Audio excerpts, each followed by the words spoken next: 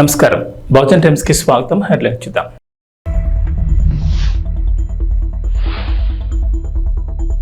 ఢిల్లీకి చంద్రబాబు, కేంద్ర హోంమంత్రి అమిత్ షాతో పాటు పలువురు కేంద్ర మంత్రుల్ని కలిసే అవకాశం.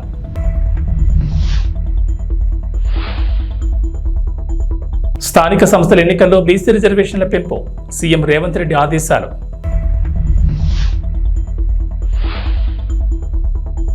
తెలంగాణలోని రహదారుల అభివృద్ధిపై స్పెషల్ ఫోకస్, జిల్లాలో రోడ్ల అభివృద్ధికి సహకరిస్తామన్న మంత్రి కోమటిరెడ్డి.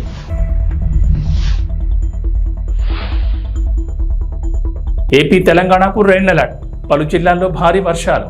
ఆంధ్రప్రదేశ్ ముఖ్యమంత్రి నారా చంద్రబాబు నాయుడు ఇవాళ ఢిల్లీ వెళ్తున్నారు. ఈ పర్యటనలో భాగంగా ఆయన కేంద్ర హోంమంత్రి అమిత్ షాతో పాటు పలువురు కేంద్ర మంత్రులు కలిసే అవకాశం ఉన్నట్లు తెలుస్తోంది. కేంద్ర హోంశాఖ మంత్రి అమిత్ షాను కలిసి ప్రధానంగా విభజన సమస్యలు పరిష్కరించాలని కోరే అవకాశం ఉందని చెబుతున్నారు. అలాగే ఇతర రాజకీయ అంశాలపైన చర్చించే అవకాశం ఉన్నట్లు తెలుస్తోంది. ఇవాళ ఉదయం 11 గంటలకు సచివాలయంలో చంద్రబాబు అధ్యక్షతన కేబినెట్ సమావేశం జరగనుంది. అనంతరం మధ్యాహ్నం 4 గంటలకు ఆయన ఢిల్లీకి వెళ్తారు. రాత్రికి అక్కడే బస చేస్తారు. ఈ నెల 3న చంద్రబాబు ఢిల్లీ వెళ్లి ప్రధాని నరేంద్ర మోడీతో పాటు పలువురు కేంద్ర మంత్రులను కలిశారు. రాష్ట్రానికి సంబంధించిన అంశాలపై చర్చించారు. 2 వారాల వ్యవధిలోనే చంద్రబాబు మరోసారి ఢిల్లీ వెళ్లడం ఆసక్తికరంగా మారింది. మరోవైపు జీపీఎస్ జీవో గెజెట్ నిలిపివేయాలని ముఖ్యమంత్రి చంద్రబాబు ఆదేశించారు. ఈ జీవో జారీ చేయడంపై అధికారులను సీఎం ప్రశ్నించారు. సచివాలయంలో ఆర్థిక శాఖ సమీక్షలో ఈ అంశంపై ఆరా తీసి గత ప్రభుత్వ ప్రతిపాదనపై ఇప్పటి ప్రభుత్వంలో ఉత్తర్వులు ఇవ్వడం ఏంటని అభ్యంతరం వ్యక్తం చేశారు. అతను ప్రభుత్వ పెద్దల దృష్టిలో లేకుండా గెజెట్ ఎలా వచ్చింది అనే వ్యవహారంపై విచారణ చేయాలని ఆదేశించారు. వెంటనే జీవో గెజెట్ను నిలిపివేయాలని, గత ప్రభుత్వ హయాంలో తీసుకొచ్చిన ఈ జీపీఎస్పై ప్రభుత్వ పెద్దలకు తెలియకుండా ఆర్థిక శాఖ రహస్యంగా జీవో, ఆ తర్వాత గెజెట్ విడుదల చేసింది. తెలంగాణలో మరో ఎన్నికల సంబరానికి సమయం దగ్గర పడుతోంది. ఇటీవలే పార్లమెంట్ ఎన్నికలు ముగియగా ఇప్పుడు సర్పంచ్ ఎన్నికలకు సమయం ఆసన్నమైంది. ఇప్పటికే సర్పంచులు, జడ్పీటీసీలు, ఎంపీటీసీల పదవీకాలం ముగియగా త్వరలోనే ఎన్నికలు నిర్వహించేందుకు రేవంత్ రెడ్డి సర్కార్ సన్నద్ధమవుతోంది. ఈ క్రమంలోనే స్థానిక సంస్థల్లో బీసీ రిజర్వేషన్ల పెంపుతో పాటు ఇతర అంశాలపై సచివాలయంలో సీఎం రేవంత్ రెడ్డి ఉన్నత స్థాయి సమీక్షా సమావేశం నిర్వహించారు. స్థానిక సంస్థల ఎన్నికల్లో వెనుకబడిన తరగతుల రిజర్వేషన్లు పెంచడానికి అవసరమైన కార్యాచరణ ప్రణాళిక రూపొందించాలని అధికారులకు రేవంత్ రెడ్డి కీలక ఆదేశాలు జారీ చేశారు. రాష్ట్రంలో కులగణన నిర్వహించాలని ప్రభుత్వం ఇప్పటికే నిర్ణయం తీసుకున్నందున ఆ నివేదిక ఆధారంగా పంచాయతీ ఎన్నికలకు వెళ్లడానికి ఎంత సమయం పడుతుందన్న వివరాలను అధికారులను అడిగి తెలుసుకున్నారు. బీసీ రిజర్వేషన్ల పెంపుతో పాటు స్థానిక సంస్థలకు కేంద్ర ప్రభుత్వం నుంచి వచ్చే నిధులు ఆగిపోకుండా సాధ్యమైన తొందరగా ఎన్నికలు నిర్వహించేందుకు అవసరమైన ప్రణాళిక సిద్ధం చేయాలని రేవంత్ రెడ్డి ఆదేశించారు. ఉమ్మడి రాష్ట్రం నుంచి తెలంగాణలో జరిగిన పంచాయతీ ఎన్నికల వరకు అనుసరించిన విధానాలు, వివిధ రాష్ట్రాల స్థానిక సంస్థల ఎన్నికల్లో బీసీ రిజర్వేషన్లపై సుప్రీంకోర్టులో దాఖలైన కేసులు, వాటి తీర్పులు, పర్యవసానాలను మాజీ మంత్రి జానారెడ్డి వివరించారు. ఇప్పటి వరకు అనుసరించిన రిజర్వేషన్ల విధానాలపై క్రమపద్ధతిలో నివేదిక రూపొందించాలని అధికారులను రేవంత్ రెడ్డి ఆదేశించారు. ఈ విషయంలో పంచాయతీరాజ్ శాఖ నిపుణులు, మాజీ ఉన్నతాధికారుల సలహాలు తీసుకోవాలని, చట్టపరమైన విషయాలు అడ్వకేట్ జనరల్తో చర్చించాలని సూచించారు. తెలంగాణలోని రహదారుల అభివృద్ధిపై స్పెషల్ ఫోకస్ పెట్టామని రోడ్లు, భవనాల శాఖ మంత్రి కోమటిరెడ్డి వెంకటరెడ్డి వెల్లడించారు. ఇప్పటికే హైదరాబాద్ విజయవాడ జాతీయ రహదారిని 4 వరుసల నుంచి 6 వరుసలకు విస్తరించేందుకు నిర్ణయం తీసుకున్నామన్నారు. కేంద్ర అనుమతితో త్వరలోనే టెండర్లు ఆహ్వానించనున్నట్లు చెప్పారు. మహబూబ్ నగర్ జిల్లాలో పర్యటించిన మంత్రి కోమటిరెడ్డి జడ్చర్ల నియోజకవర్గంలో 130 కోట్ల వ్యయంతో చేపట్టే నూతన రహదారుల నిర్మాణాలకు సోమవారం శంకుస్థాపన చేశారు. అనంతరం అక్కడ ఏర్పాటు చేసిన సభలో మాట్లాడిన కోమటిరెడ్డి జిల్లా ప్రజలకు గుడ్ న్యూస్ చెప్పారు. జిల్లాలో రోడ్ల అభివృద్ధికి సహకరిస్తామని చెప్పారు. జడ్చర్ల, మహబూబ్ నగర్, బత్పూర్ను కలుపుతూ కొత్తగా రింగ్ రోడ్ ప్రాజెక్టును తీసుకొస్తామని వెల్లడించారు. హైదరాబాద్, బెంగళూరు జాతీయ రహదారి విస్తరణపైన కీలక ప్రకటన చేశారు. ఈ రహదారిని 12 వరుసలుగా విస్తరించడానికి కేంద్ర మంత్రి గడ్కరీతో మాట్లాడామని చెప్పారు. త్వరలోనే ఈ పనులను కూడా ప్రారంభించేందుకు ప్రయత్నిస్తున్నట్లు చెప్పారు. 6 గ్యారంటీల అమలు దిశగా తమ ప్రభుత్వం పనిచేస్తుందన్నారు. ఇప్పటికే మహిళలకు ఉచిత బస్సు ప్రయాణ సౌకర్యం కల్పించామని, గ్యాస్పై రాయితీ, ఉచిత విద్యుత్ అమలు చేస్తున్నట్లు వెల్లడించారు. తెలుగు మీడియా సోదరులకు, మీ కెమెరామెన్ కానీ, మీ స్టాఫ్కి కానీ కొత్త సంవత్సరం వచ్చిన తర్వాత మొదటిసారి మనం కలవడం జరుగుతుంది. చాలా సంతోషం. మీ అందరూ కూడా శుభాకాంక్షలు తెలియజేసుకుంటూ, తెలంగాణలో కూడా మేము దాదాపు 8 సీట్లు గెలవడమే కాదు, మా ఓటు షేర్ కూడా పెంచుకొని ఒక సుస్థిరమైన పాలన, ప్రజా సంక్షేమమైన పాలన అందిస్తున్నాము. మీ అందరూ కూడా చూస్తున్నారు. ఈరోజు తెలంగాణలో గత 3-4 సంవత్సరాల క్రితం ఫస్ట్ ఆఫ్ ఆల్ 2016లో అనౌన్స్ చేసి 2018 నుంచి రీజనల్ రింగ్ రోడ్ మీద చర్చ జరుగుతుంది తప్ప ముందడుగు పడతలేదు. గత ప్రభుత్వం దాని మీద కొన్ని అనౌన్స్ చేసినప్పుడు యూటిలిటీ చార్జ్ కడతామని చెప్పి ఒప్పుకొని తర్వాత వాళ్ళు మేము కట్టామని చెప్పడం, నేషనల్ హైవే వాళ్ళు దాన్ని బ్యాక్ పోవడం, మళ్ళీ మా గవర్నమెంట్ వచ్చిన తర్వాత నేను వచ్చి గడ్కరీ గారి ఆనరబుల్ మినిస్టర్ గారిని కలిసి సీఎం గారు నేను ఇద్దరం కలిసి వారిని ఒప్పిస్తే వాళ్ళు యుటిలిటీ ఛార్జ్ కూడా మీరు కట్టే అవసరం లేదు, మేమే కట్టుకుంటామని చెప్పి ముందుకు వచ్చి రావడం, దాన్ని వేగవంతం చేసే ప్రక్రియలో ఎలక్షన్ కోడ్ వచ్చినప్పుడు కొద్దిగా ఆలస్యమైంది. మేము అనుకున్న వర్క్స్ అందులో రీజనల్ రింగ్ రోడ్తో సహా హైదరాబాద్ విజయవాడ జాతీయ రహదారిని 6 లేన్లుగా మార్చే, అది ఒక దేశంలోనే ఎక్కువ ట్రాఫిక్ ఉన్న రోడ్డు, 60,000 వెహికల్స్ పర్ డే వస్తాయి. జిఎంఆర్ అనే సంస్థ టోల్ రోడ్ తీసుకొని యాక్చువల్గా 2024లోనే 6 లేన్గా కంప్లీట్ చేయాలి. కానీ వాళ్ళు వివిధ కారణాలు చూపిస్తూ కోర్టుకు వెళ్తూ దాన్ని 6 లేన్గా టేకప్ చేయలేదు. ఎన్నో యాక్సిడెంట్లు అయ్యి ఎంతోమంది చనిపోవడం, ఎంతోమంది హ్యాండిక్యాప్డ్ కావడం జరుగుతుంది. దాన్ని నేను ఎంపీగా ఉన్నప్పుడు ఆనరబుల్ మినిస్టర్ గడ్కరీ గారిని అడిగితే 375 కోట్లతో 17 యాక్సిడెంట్ స్పాట్ గుర్తించి 375 కోట్లు శాంక్షన్ చేయడం జరిగింది. శాంక్షన్ చేసిన తర్వాత 2 సార్లు జిఎంఆర్ వారు కోర్టుకు పోయాను. మళ్ళీ దాన్ని క్యాన్సిల్ చేస్తే 3rd టైం మళ్ళీ టెండర్ పిలిచి నిన్ననే పనులు కూడా ప్రారంభించిన సంగతి మీ అందరికీ తెలుసు. అవి కూడా డిసెంబర్ లోప టెంపరీ రిలీఫ్, అట్లీస్ట్ యాక్సిడెంట్ తక్కువ చేస్తూ హైదరాబాద్ను విజయవాడని వెంటనే 6 లేన్గా చేయాలని చెప్పి ఈరోజు నేను మా ఈఎన్సీ గారు గణపతి రెడ్డి గారు ఇంకా మిగతా అధికారులతో కలిసి మినిస్టర్ గారిని చెప్పడం జరిగింది. త్వరలోనే దాని మీద మీటింగ్ పెట్టి దాన్ని పరిష్కరిస్తామని చెప్పి వారు హామీ ఇవ్వడం జరిగింది. రీజనల్ రింగ్ రోడ్ కూడా దాన్ని సపరేట్గా మీటింగ్ పెడతాను, దాన్ని కూడా రివ్యూ చేద్దామని చెప్పి వారు చెప్పడం జరిగింది. దాంతోపాటు 16 రోడ్లు గత 3-4 సంవత్సరాలుగా పోయిన మా రాష్ట్ర ప్రభుత్వం పట్టించుకోకపోగా కేంద్ర ప్రభుత్వం మీద వాళ్ళు ఒత్తిడి తీసుకురావడం కానీ వాళ్ళని కలవడంగా చేయకపోతే ఆ రోడ్లు పెండింగ్ ఉన్న ఇంపార్టెంట్ రోడ్స్ లిస్టు 16 లిస్టు మీకు ఇస్తాం. మేము ఆ లిస్టు దాన్ని కూడా కొత్త నేషనల్ హైవేగా మారి సక్సెస్ 3వసారి వల్ల సర్ఫేస్ ట్రాన్స్పోర్ట్ మినిస్టర్ అయిన వారిని వెంకటేశ్వర స్వామి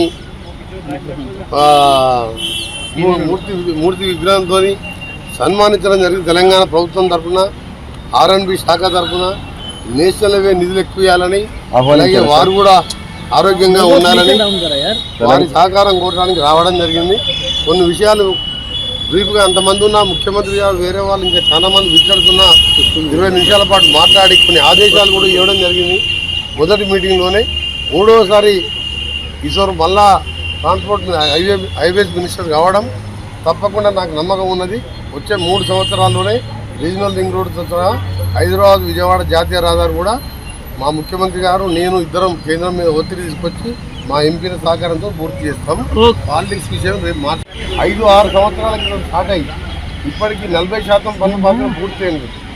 దాని మీద కూడా మంత్రి గారు తీసుకొస్తే వారు అక్కడ ఉన్న అధికారులకు ఆదేశాలు ఇచ్చిండు, టర్మినేట్ చేసి కొత్త టెండర్ పిలిచి వెంటనే పూర్తి చేయాలని చెప్పి మంత్రి గారు హామీ ఇవ్వడం కాదు, ఆదేశాలు ఇచ్చినందుకు మా రాష్ట్ర ప్రభుత్వం తరఫున ముఖ్యంగా ఉప్పల్ నుంచి గట్కేసర్ వరంగల్ పోయే రోడ్, అది యాదగిరిగుట్టకు పోయే రోడ్డు, లక్షలాది మంది పోయే రోడ్, అది మంత్రి గారు ఇమ్మడే స్పందించి ఆదేశించినందుకు మా రాష్ట్ర ప్రభుత్వం తరఫున మా ముఖ్యమంత్రి గారి తరఫున నా తరఫున మంత్రి గారికి ధన్యవాదాలు తెలియజేస్తున్నాం.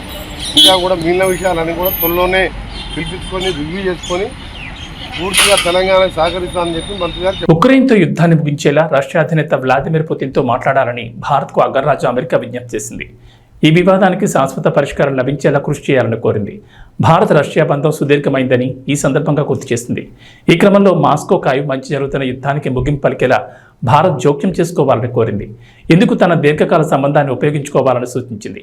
ఈ మేరకు అమెరికా స్టేట్ డిపార్ట్మెంట్ ప్రతినిధి మాథ్యూ మిల్లర్ సోమవారం విలేకరుల సమావేశంలో మాట్లాడుతూ ఢిల్లీ మాస్కోల మధ్య బలమైన సంబంధాలున్నాయన్నారు.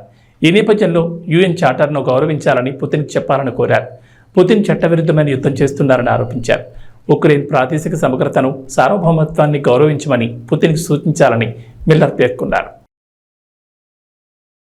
ఆంధ్రప్రదేశ్లో కూటమి ప్రభుత్వం ఎన్నికల సమయంలో ఇచ్చిన హామీలను ఒక్కొక్కటిగా అమలు చేస్తోంది. ఇప్పటికే పలు పథకాలను అమలు చేయగా మరికొన్ని అమలు చేసేందుకు సిద్ధమవుతున్నాయి. తాజాగా ఎస్సీ, ఎస్టీ, డ్వాక్రా మహిళలకు సంబంధించి ప్రభుత్వం కీలక నిర్ణయం తీసుకుంది. ఉన్నతి పథకం కింద డ్వాక్రా మహిళలకు ఇచ్చే వడ్డీ లేని రుణాలు పరిమితి 5 లక్షలకు పెంచారు. మొన్నటి వరకు ఈ పథకం కింద వారికి ఇచ్చే 0 వడ్డీ రుణాల పరిమితి 2 లక్షలు ఉంది.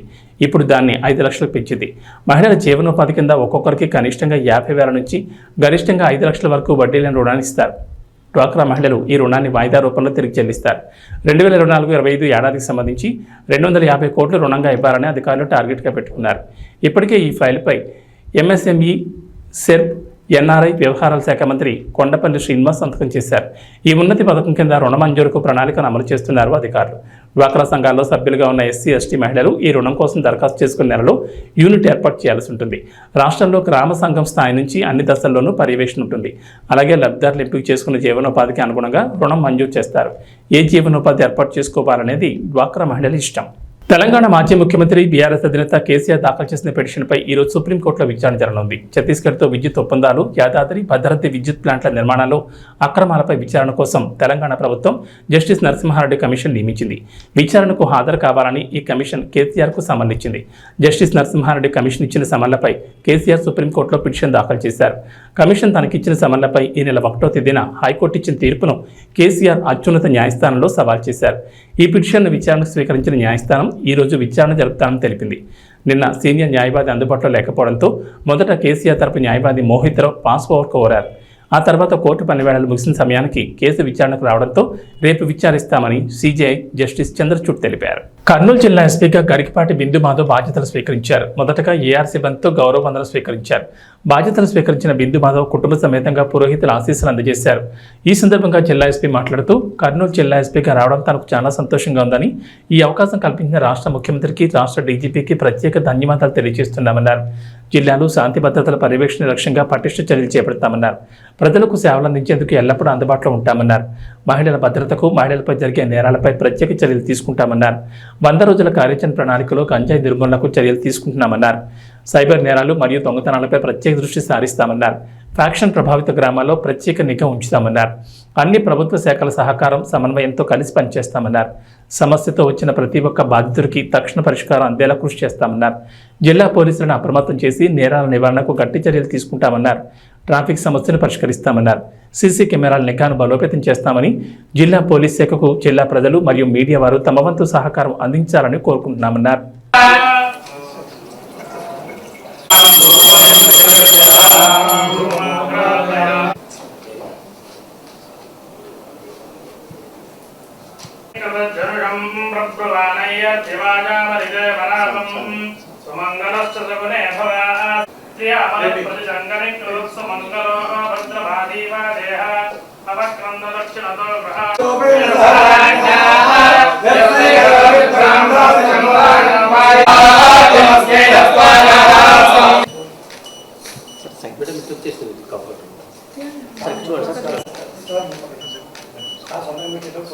Okay sir,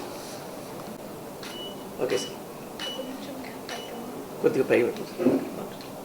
okay sir.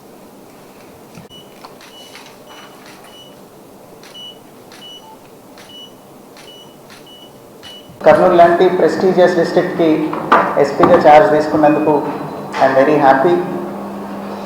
Honourable CM sir అట్లనే డీజీపీ సార్కి ఈ ఆపర్చునిటీ ఇచ్చినందుకు ఐఎమ్ వెరీ థ్యాంక్ఫుల్.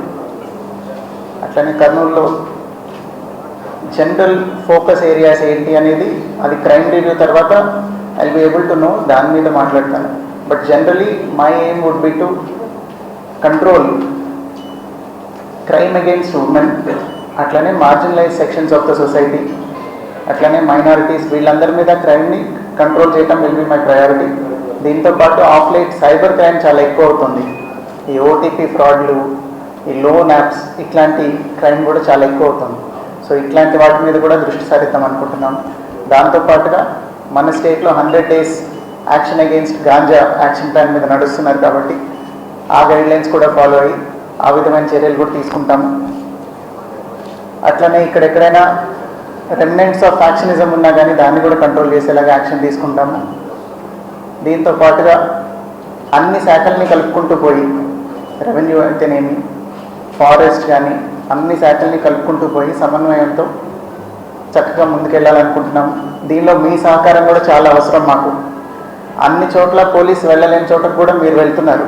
ఈ మధ్యన మీకు ఇన్ఫర్మేషన్ కొన్నిసార్లు చాలా తొందరగా వస్తుంది. సో మీరందరూ సహకరిస్తే మా వర్క్ ఇంకా ఎఫెక్టివ్ అవుతుంది. So we seek your cooperation also. అట్లనే పబ్లిక్కి నేను చెప్పదలుచుకున్నది, వీఆర్ ఆల్వేస్ యాక్సెసిబుల్ 24/7. ఏదైతే హాస్పిటల్కి పోలీస్ స్టేషన్కి ఇమేజ్ ఉందో, ఏ రోజున మూతపడదు, ఏ నిమిషంలోనూ తలుపులు వేసేయరు అని మేము అదే యాటిట్యూడ్తో పనిచేద్దాం అనుకుంటున్నాము.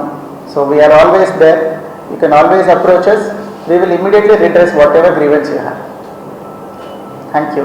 ఉమ్మడి కూటమి అధికారంలోకి రావాలనే ఆశయంతో ప్రకాశం జిల్లా పెద్ద దోర్నాల దిగువ శ్రీశైలం నుంచి తిరుమల దేవస్థానం వరకు పాదయాత్ర చేస్తున్నామని జనసేన పార్టీ నాయకులు దాసరి వెంకటేష్ యాదవ్, పి రమేష్ యాదవ్ అన్నారు. పాదయాత్ర చేస్తున్న ఈ నేపథ్యంలో కడప జిల్లా పోరుమామిడి వరకు చేరుకున్నారు.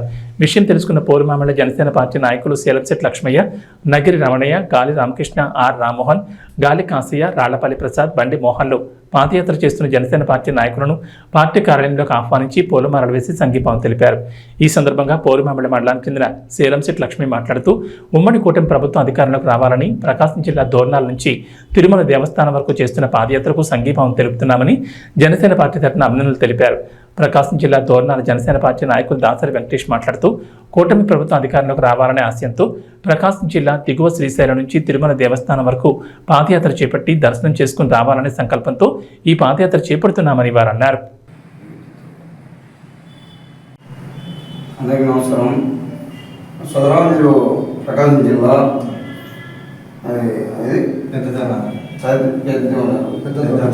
మీరు వచ్చారు.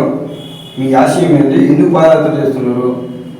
మీ ఆశయం ఎందుకు పాదయాత్ర ఎందుకు కోరుతున్నారు?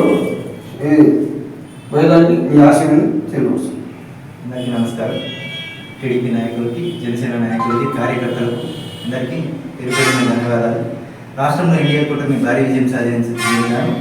దాంతోపాటు భారీ విజయం టీడీపీ అధ్యక్షుడు చంద్రబాబు నాయుడు గారు సీఎంగా కావాలని, అలాగే జనసేన అధ్యక్షుడు పవన్ కళ్యాణ్ గారు డిప్యూటీ సీఎం అవ్వాలని మా కోరిక మేరకు మేము తిరుమల వెంకటేశ్వర స్వామికి మొక్కున్నాము. వాళ్ళిద్దరూ అసెంబ్లీలో అడుగు పెడితే మేము పాదయాత్ర చేస్తామని మా పెద్దనాల గ్రామం నుంచి, అలాగే మేము అనుకున్నట్టుగానే చంద్రబాబు నాయుడు గారు సీఎం అయినారు. అలాగే పవన్ కళ్యాణ్, జనసేన అధ్యక్షుడు పవన్ కళ్యాణ్ గారు డిప్యూటీ సీఎం అయినందుకు గాను మా పెద్దనాల గ్రామం నుంచి తిరుమలకి పాదయాత్రగా బయలుదేరి ప్రస్తుతం పోరుమామల గ్రామానికి చేరుకున్నాం. పోరుమామల గ్రామంలో జనసేన నాయకులు, కార్యకర్తలు మమ్మల్ని స్వాగతించి వాళ్ళు సత్కరించి నందుకు జనసేన నాయకులకి ధన్యవాదాలు. ఆనాడు టీడీపీ అయితేమి, జనసేన అయితేమి, బీజేపీ అయితేమి మన పవన్ కళ్యాణ్ పిలుపు మేరకు అదే ఆశయంతో మన సోదరులు కష్టపడి పనిచేసేందుకు వాళ్ళ ఫలితం దక్కినందువల్ల ఈ రేపు పాదయాత్ర మొదలుపెట్టిండ్రు. ప్రకాశం జిల్లా దోర్నాల నుంచి మొదలుపెట్టి ఇప్పటికి 10కి చేరుకోవడం జరిగింది. వాళ్ళ ఆశయం నెరవేరినందుకు మేము కూడా వాళ్ళకు మనస్ఫూర్తిగా ధన్యవాదాలు తెలుపుతున్నాం. ఆ ఏడుకొండ స్వామి ఉండడు అనేది ఇది ఒక నిదర్శనం. కానీ ఆ ఏడుకొండ వాడు ఏదైతే ముక్కున్నామో అన్నీ నిలబడతాయని అందరికీ తెలుసు. మేము కూడా గతంలో పాదయాత్ర చేసాం. మేము కూడా త్వరలో పోవాలా. అది ఎప్పుడు పోవాలో ఆయన పిలిపించుకుంటూ పోగలుగుతాము. ఈ కూటమిలో పవన్ కళ్యాణ్ ఏదైతే ఓటు శివుడు అనే భాగంలో ఏదైతే చెప్పాడో ఆనాడు ఆ ఆశయం నెరవేరింది. కాబట్టి జనసేన ఎక్కడైతే అభ్యర్థులు నిలబెట్టిందో వాళ్లకు అందరూ సహకరించి గెలిచినందుకు, అట్లనే సన్మానాలు ఎక్కడైతే మొత్తం కూటమి అభ్యర్థులు ప్రతి చోట బీజేపీ అయితే, జనసేన అయితే కూటమిలో భాగంగా గెలిచినందుకు సందర్భంగా ఆనాడు ఏడుకొండ స్వామిని ముక్కునేది. కాబట్టి వాళ్ళు ముక్కు నెరవేర్చినందుకు ఆ ఏడుకొండ స్వామి గారికి పాదయాత్ర అంటే ఆశయమాశ కాదు. దోర్నాలు అంటే ప్రకాశం జిల్లా దోర్నాలు ఉమ్మడి కూడా 300 కిలోమీటర్లు పాదయాత్ర చేసిన మన సోదరులకు మనస్ఫూర్తిగా జనసేన తరఫున మా నాయకుడు పవన్ కళ్యాణ్ తరఫున వాళ్ళు కూటమిలో భాగంగా వీళ్ళకు మంచి జరగాలని ప్రజలకు మంచి జరగాలని ఏడుకోవాలని మేము మా నాయకుల తరఫున మేము తెలిసి ఉంచి నమ్ముకుంటున్నాం. కూటమిలో భాగంగా ప్రతి ఒక్కరికి న్యాయం జరిగే విధంగా ఉండాలని మన సోదరులు కూడా అజ్ఞా ఏడుకొండ స్వామి ఎలవెలలో ఉంటారని నేను మనస్ఫూర్తి కోరుకుంటే జై జనసేన జై Janasena. Icon star Allu Arjun much awaited movie Pushpa 2 the rule Sukumar దర్శకత్వం వహిస్తున్న ఈ చిత్రంలో రష్మిక మందన హీరోయిన్ గా నటిస్తోంది. ఫహాద్ ఫాజిల్, రావు రమేష్, సునీల్, అనసూయ వంటి నటీనటులు ఈ చిత్రంలో కీలక పాత్రలో పోషిస్తున్నారు. దేవిశ్రీ ప్రసాద్ మ్యూజిక్ అందిస్తున్న ఈ చిత్రం డిసెంబర్ 6న గ్రాండ్ గా రిలీజ్ కానుంది. అయితే ఆగస్టు 15న సినిమా రిలీజ్ చేస్తామని మూవీ టీం ప్రకటించినప్పటికీ షూటింగ్ భారీగా బ్యాలెన్స్ ఉండడంతో వాయిదా వేకి తప్పలేదు. అయితే తాజాగా ఈ సినిమా షూటింగ్ పై కొంత రూమర్స్ వినిపిస్తున్నాయి. అవేంటంటే పుష్ప 2కి ఇంకా 30 రోజుల పైగా షూటింగ్ బ్యాలెన్స్ ఉన్నట్లు టాక్. ప్రస్తుతానికైతే షూటింగ్ బ్రేక్ ఇచ్చింది మూవీ టీం. దీంతో అల్లు అర్జున్ తన ఫ్యామిలీతో కలిసి 2-3 వారాల వెకేషన్ కూడా వెళ్ళొచ్చారు. ఈ సందర్భంగా బన్నీ లుక్ చూసి ఫ్యాన్స్ కూడా వాకయ్యారు. ఎందుకంటే పుష్ప 2లో బన్నీ గడ్డంతో కనిపించాల్సి ఉంది. దీనికోసమే 2 ఏళ్లుగా గడ్డం లుక్ను అలా మెయింటైన్ చేస్తూ వచ్చారు. కానీ రీసెంట్గా కనిపించిన లుక్లో గడ్డం తీసేశారు అల్లు అర్జున్. దీంతో పుష్ప 2 షూటింగ్ ఇప్పుడిప్పుడే మొదలయ్యే అవకాశం లేదని ఫ్యాన్స్ ఫిక్స్ అయిపోయారు. మరి ఇది ఎప్పుడు మొదలవుతుందో, 30 రోజుల షూటింగ్ ఎప్పుడు పూర్తవుతుందో చూడాలి. టీమిండియా మాజీ క్రికెటర్లు యువరాజ్ సింగ్, హర్భజన్ సింగ్, సురేష్ రైనాలు చిక్కుల్లో పడ్డారు. World championship of legends 2024 title సాధించిన తర్వాత జరుపుకున్న సెలబ్రేషన్స్ వివాదాస్పదంగా మారాయి. దీంతో సోషల్ మీడియాలో వీరిపై విమర్శలు వ్యక్తమవుతున్నాయి. దేశం మొత్తం హీరోలుగా భావించే మీరు దివ్యాంగులను అవమానపరిచేలా వ్యవహరించడం కరెక్టేనా అనే ప్రశ్నలు తలెత్తున్నాయి. ఇటీవల జరిగిన వరల్డ్ ఛాంపియన్షిప్ ఆఫ్ లెజెండ్స్ 2024 ఫైనల్లో యువరాజ్ సింగ్ సారథ్యంలో ఇండియా ఛాంపియన్స్ జట్టు పాకిస్తాన్ ఛాంపియన్స్ జట్టును ఓడించింది. ఈ విజయం దక్కడంపై టీమిండియా మాజీ ప్లేయర్లు సంతోషం వ్యక్తం చేశారు. తమదైన శైలిలో సంబరాలు జరుపుకున్నారు. సంబరాల్లో భాగంగా యువరాజ్ సింగ్, హర్భజన్ సింగ్, సురేష్ రైనాలు బాలీవుడ్ చిత్రం బ్యాడ్ న్యూస్లోని తౌబా తౌబా హుక్ స్టెప్ను ఇమిటేట్ చేస్తూ వీడియో చేశారు. ఇందులో వారు నడుం పట్టుకుని కుంటుకుంటూ నడుస్తూ యాక్ట్ చేశారు. ఈ వీడియోను సోషల్ మీడియాలో పంచుకున్న ఈ ప్లేయర్లు 15 రోజుల లెజెండ్స్ క్రికెట్ తర్వాత మా శరీరాలు కూడా తౌబా తౌబా అయ్యాయి, నొప్పులు ఎక్కువైపోయాయి, ఇది మా ప్రస్తుత పరిస్థితి తెలిపే తౌబా తౌబా అంటూ రాసుకొచ్చారు. ఈ వీడియోను బ్యాడ్ న్యూస్ చిత్రంలోని నటులు విక్కీ కౌశల్, కరణ్కు ట్యాగ్ చేశారు. ఇక్కడే అసలు వివాదం మొదలైంది. ఇక వాతావరణ విషయానికి వస్తే తెలంగాణకు హైదరాబాద్ వాతావరణ కేంద్ర అధికారులు రెయిన్ అలర్ట్ జారీ చేశారు. ప్రస్తుతం రాష్ట్రంపై నైరుతి రుతుపవనాలు చురుగ్గా కదులుతున్నట్లు వెల్లడించారు. రుతుపవనాలతో పాటు ద్రోణి ప్రభావంతో రాష్ట్రంలో నేటి నుంచి రానున్న 3 రోజుల పాటు వర్షాలు కురుస్తాయని చెప్పారు. వాయువ్య బంగాళాఖాతంలో 19న అల్పపీడనం ఏర్పడే అవకాశం ఉన్నట్లు అధికారులు అంచనా వేశారు. కొన్ని జిల్లాల్లో అతి భారీ వర్షాలు, మరికొన్ని జిల్లాల్లో భారీ వర్షాలు కురుస్తాయని చెప్పారు. ములుగు, భద్రాద్రి కొత్తగూడెం, వరంగల్, మహబూబాబాద్, హనుమకొండ, మంచిర్యాల, జయశంకర్, భూపాలపల్లి జిల్లాలో ఇవాళ భారీ వర్షాలకు ఛాన్స్ ఉందన్నారు. ఈ మేరకు ఆయా జిల్లాలకు ఎల్లో అలర్ట్ జారీ చేశారు. ఆంధ్రప్రదేశ్లో వర్షాలు కొనసాగుతున్నాయి. బంగాళాఖాతంలో అల్పపీడనం ప్రభావంతో రాష్ట్ర వ్యాప్తంగా ఎడతెరిపి లేకుండా వర్షాలు పడుతున్నాయి. గత 2 రోజులుగా ముసురు వాతావరణం కనిపిస్తోంది. ఈ నెల 19న మధ్యమ మధ్య వాయువ్య బంగాళాఖాతంలో మరో అల్పపీడనం ఏర్పడే అవకాశం ఉందని అంచనా వేస్తున్నారు. ఈ ప్రభావంతో రాబోయే 5 రోజుల్లో రాష్ట్రంలో విస్తారంగా వర్షాలు కురుస్తాయని వాతావరణ శాఖ అంచనా వేస్తోంది. మంగళవారం రాష్ట్ర వ్యాప్తంగా తేలికపాటి నుంచి ఓ మోస్తరు వర్షాలు, బుధవారం కోస్తా జిల్లాలో భారీ వర్షాలకు అవకాశం ఉందంటున్నారు. గురు, శుక్రవారాల్లో కోస్తా జిల్లాలో భారీ నుంచి అతి భారీ వర్షాలు పడతాయని, సముద్రం అలజడిగా ఉంటుందని, అందుకే మత్స్యకారులు వేటకు వెళ్లొద్దని వాతావరణ శాఖ అధికారులు సూచించారు. ఏబీ బులెటిన్ విశేషాలు.